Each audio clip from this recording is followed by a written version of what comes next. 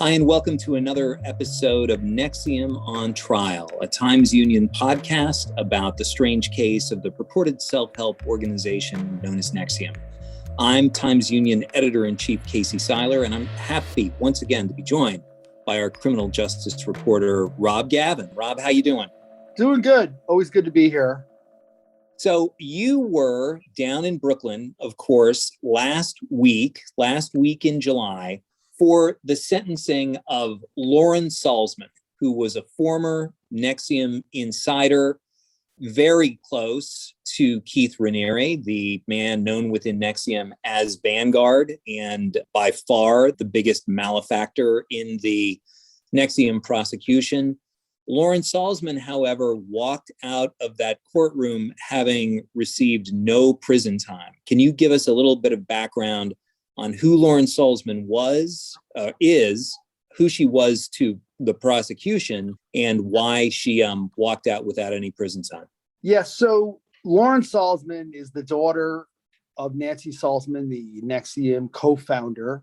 And Lauren was, in many ways, the perfect star witness for prosecutors, because Lauren had spent 2 decades, and she's 45, and the case was brought in 2018.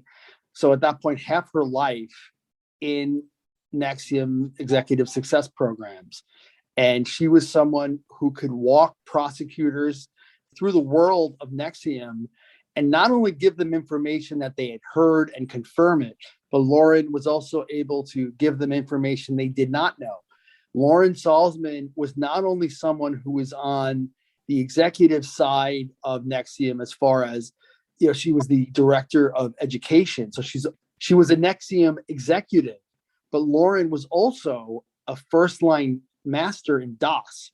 So she was someone who was really invaluable, someone that could talk about the doings of Keith Raniere, both as a leader in NXIVM and as a leader in DOS. And she was also the daughter of Nancy Salzman, and she was sexually involved with Keith Raniere at times over that 20-year period. So she's really the star witness and someone who entered this organization through family, just out of college. And on another note, Lauren is also very local. I mean, a lot of people we talk about in NXIVM are from California or they're from Mexico.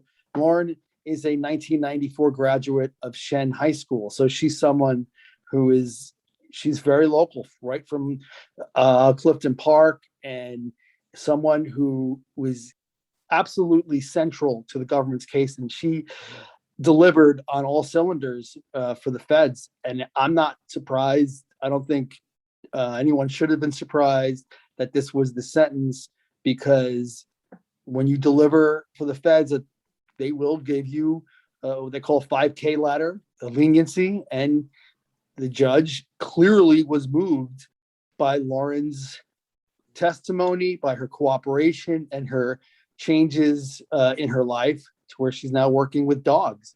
So she's definitely someone who was able to show the judge that she's turned the page.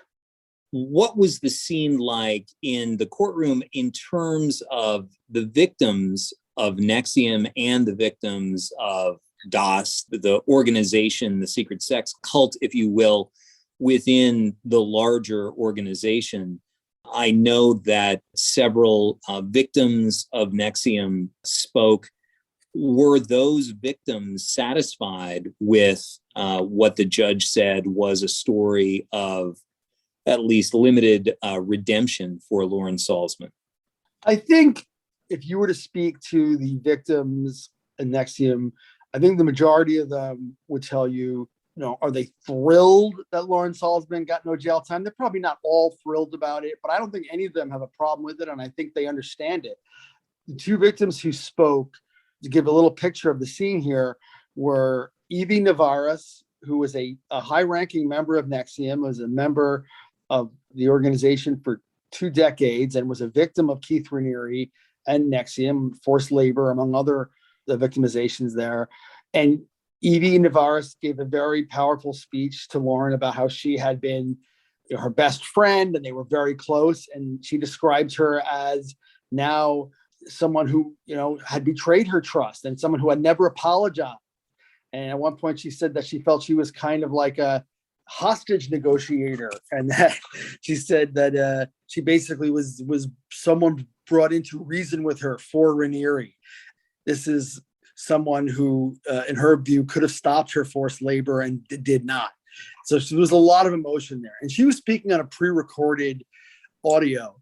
And then we heard Susan Dones, who was very harsh. In fact, she said, this is going to be the hardest one of these speeches that I give. And she was there in person and really talked about how she felt that Lauren had become entitled, that Lauren had really essentially helped Raniere do the many things he did in her role, and was very critical of her, but also was okay with her not getting jail time when I spoke to her later. So, there was sort of this harshness, but then also an acceptance that maybe if she's turned a corner, it's okay.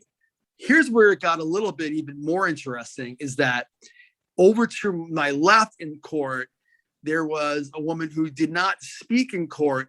We haven't identified her, but she's the woman who was kept in a room in her parents' Knox Woods townhouse in Half Moon for almost 2 years. And the reason she was put there is because Keith Raniere punished her because she kissed another man. And Keith Raniere decided that this was a ethical breach, and that was the punishment. If you dare to show interest in another man, he would punish these women because he wanted total loyalty. Meanwhile, he was sleeping with more than 20 women and underage people as well. Not an ethical breach in Keith Raniere's estimation. That behavior. No, that was perfectly acceptable to Keith. Yeah. But that woman who was kept in the room, and she gave powerful testimony at trial. I would say, arguably the second most powerful witness, or, after you had Lauren, you had this woman, you also had Mark Vicente. They were very powerful witnesses at trial. She was sitting in court next to Moira Penza, now in private practice, who was the lead prosecutor in the NXIVM trial.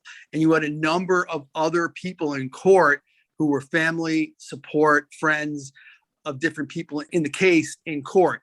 To my right, it's sort of surreal. Like, to my left is another reporter. To my right is a guy named Eduardo Ansusolo, who is to this day, current Raniere loyalist. And he's sitting there in a suit, and I don't know how many people knew that there was an actual current supporter of NXIVM still all in the courtroom.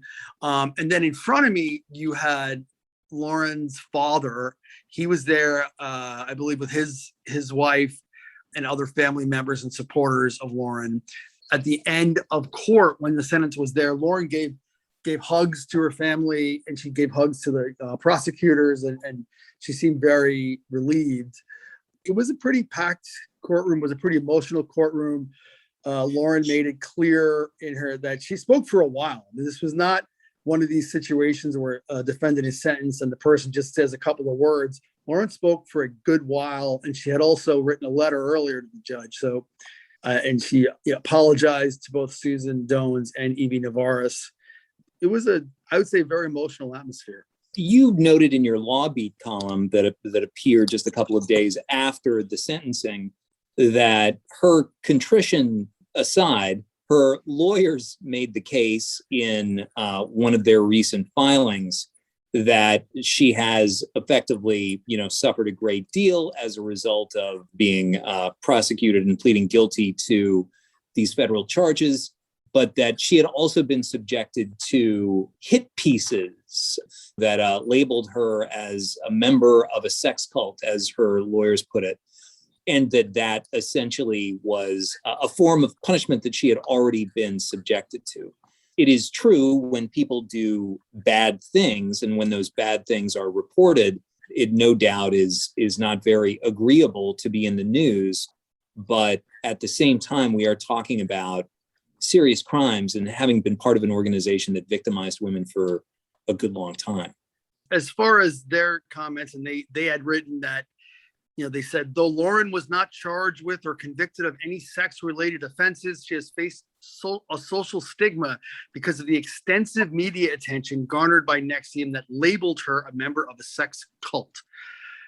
And if you look at the defense memo, there's also parts of there where they say that the press had, quote unquote, caused harm to co-defendants.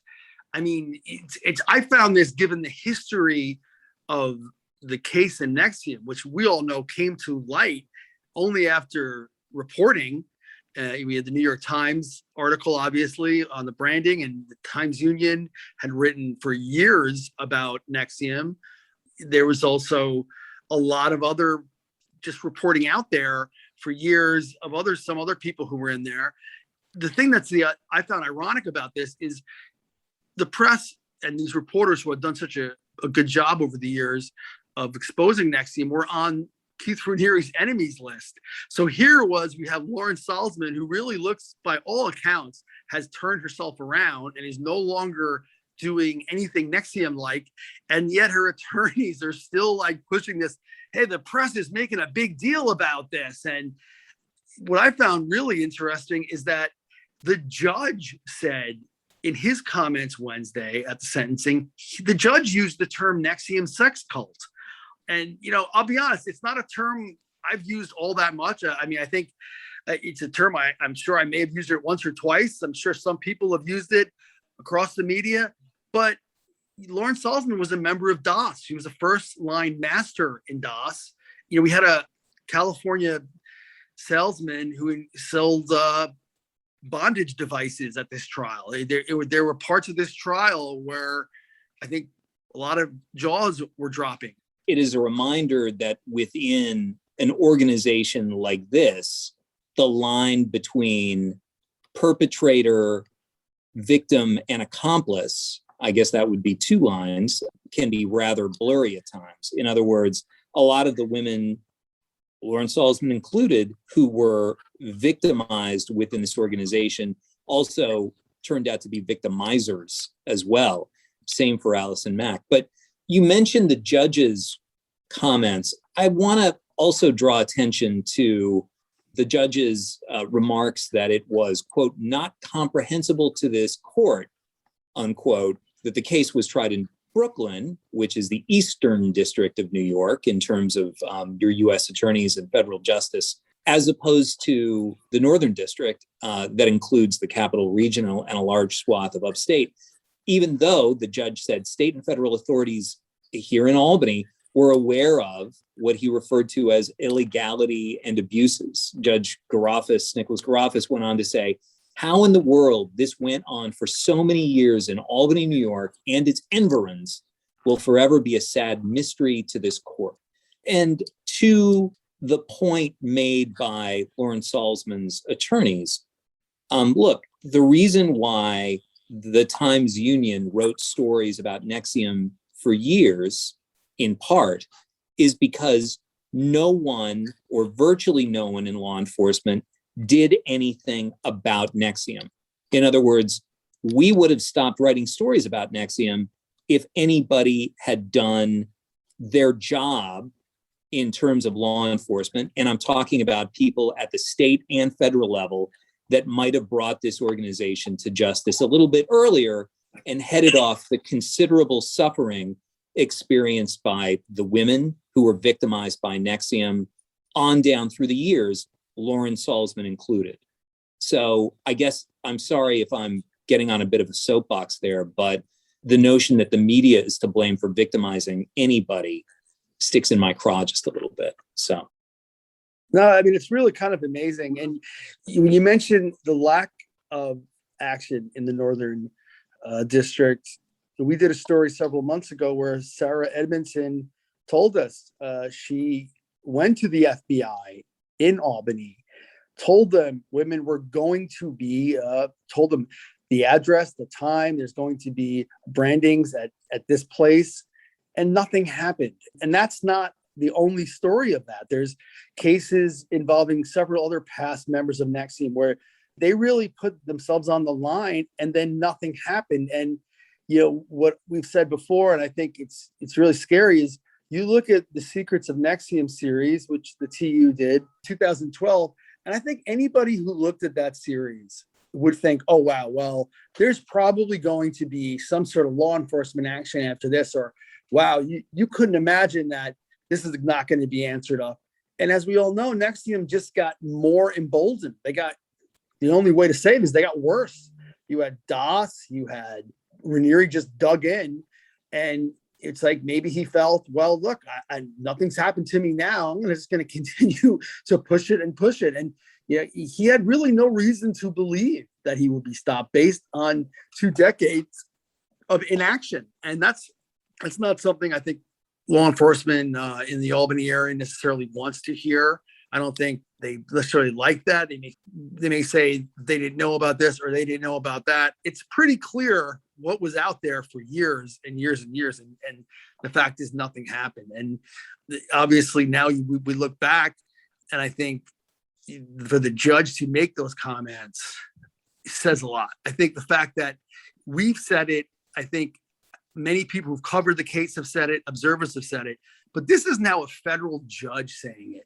This is a senior federal judge who presided over the trial. So for Judge Garaufis to say it, that speaks volumes to many people. And a lot of people, including I asked some law enforcement people up here who had been here at the time if they wanted to comment. And in general, they just don't want to. It's usually, oh, why don't you talk to this person? Or I don't want to talk about that. Why don't you talk to maybe someone who's only been here a year or so? Because it's not a comfortable conversation to have. I guess if you were here at the time in a law enforcement capacity and nothing happened. And the reason it just begs itself about is just why? Why? And on a larger scale, it's not even just this case. We've had big political cases, the Percoco case, the Calieros case, tried in the Southern District.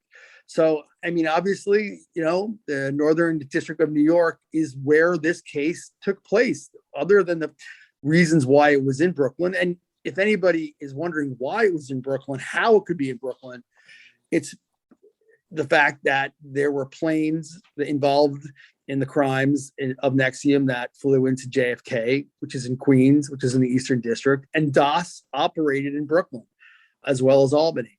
That's why the case is in Brooklyn. But there's many guilty pleas in this case. There's many parts of this case where they had to waive, or make an adjustment of jurisdiction because the jurisdiction is here. In the closing argument, Moira Penza made for the federal prosecution in this case, she opened it up talking about Knox Woods, which is in Half Moon, which is in the capital region. That was the center of the NXIVM universe and where most of the stuff happened in this case. So this is always going to be a case that's going to unfortunately be associated with the Albany area. And the reality is that if law enforcement acted earlier, one could make the case. We wouldn't have had a DOS, but we'll never know. Rob, looking ahead as we wind up, what's next? Nancy Salzman, Lauren Salzman's mother, is the next defendant to be sentenced. And after that, it's Kathy Russell, who among the defendants, I think it's fair to say, was kind of the most minor figure, essentially a bookkeeper within NXIVM. And then that's it. This case will effectively have wrapped up, right? Correct. Assuming there's no successful appeal by Keith Raniere. But the Nancy Salzman sentencing coming up on September 8th is going to be one that, once again, I think people are going to probably be expecting maybe a longer sentence than what we're going to actually see. Is she going to get no jail time? I don't know that I would say that. I mean, I wouldn't say one way or the other at this point, but it's obvious that she's made it clear in the letter that Nancy Salzman wrote to the judge on behalf of her daughter. Nancy Salzman said that she is the person that suggested her daughter cooperate. And I think as we get closer to the sentencing, I think you're going to hear more and more about what Nancy Salzman did to cooperate in this case. I would not be expecting a significant jail sentence for Nancy Salzman, because I do think there was cooperation there. I think we'll find out some things that maybe we didn't know. But I also think that it's a little bit more of a mystery. It's not as cut and dry as it was with Lauren. And I also feel that there'll be probably a more victim impact statements here because, look, this is the co-founder. this is Nancy Salzman. Was the public face of NXIVM. The term figurehead was used at one point, and obviously Keith Raniere ran NXIVM, no question. But she was the other person up there who had the name. She was known within NXIVM as the prefect. This is going to be fascinating to see how this goes. The judge recently rejected Nancy's request to visit her daughter. She wanted to be with her daughter, Michelle, who was giving birth, has been expecting her first child, and wanted to be able to spend some time with her. And the judge did not allow her to do that. Well, Rob, thanks again. We really appreciate it. And thanks to all who have listened to this episode of NXIVM on Trial, a Times Union podcast. Please tune in later for more developments in the strange case of the organization known as NXIVM.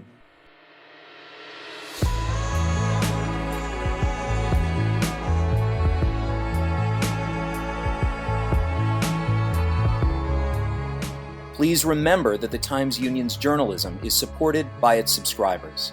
I'm Casey Seiler. Thanks for listening, and please check back for more developments in the weeks to come.